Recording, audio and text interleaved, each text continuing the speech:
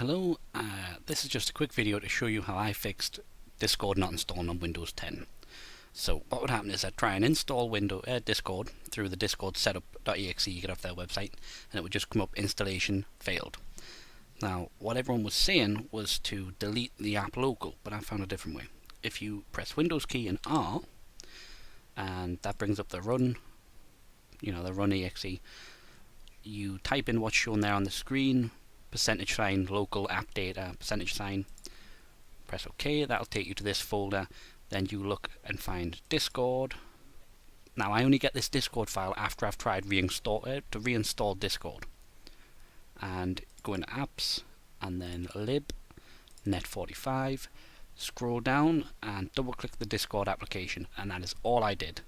That's all I did to fix it. I've been trying to find a fix for like 4 hours, and everyone saying the fix is delete app data and app local data for Discord, and then reboot and it should work. Didn't work for me, but this did. Hope that helps. If you know any other solutions, put them in the comments below.